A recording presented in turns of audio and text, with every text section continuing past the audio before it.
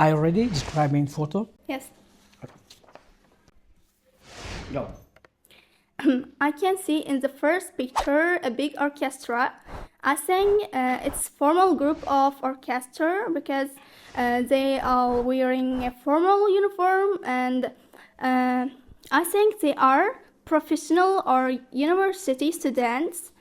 In the second picture, I can see young people. I think they are school children. Maybe they are. It's traditional competition or other competition, traditional festivals.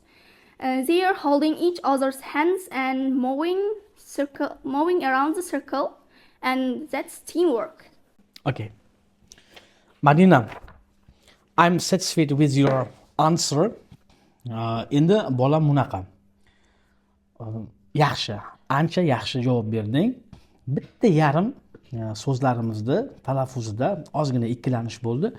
Adashmasam 3-savolda sen g'oya yo'qotib qo'yding. Keyin gapirishdan to'xtab qolding. Men xursand bo'lgan tomonimda aytaman senga. Speakingda o'sha multi levelda berilgan talablar bor, o'sha aytaylik part 1da beriladigan talablar. Nima edi o'sha direct answer, reason, explain, expand, orallarni yaxshi olib berding menga. Gap bo'lishi mumkin emas. Vocablaring B2 va B1 darajasida, C1 vocablardan foydalanmayapsan.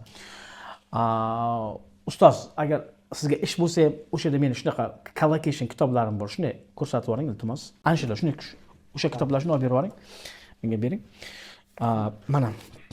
Mana shu kitobni men sizga tashlab beraman. Xohlang chiqarib beraman.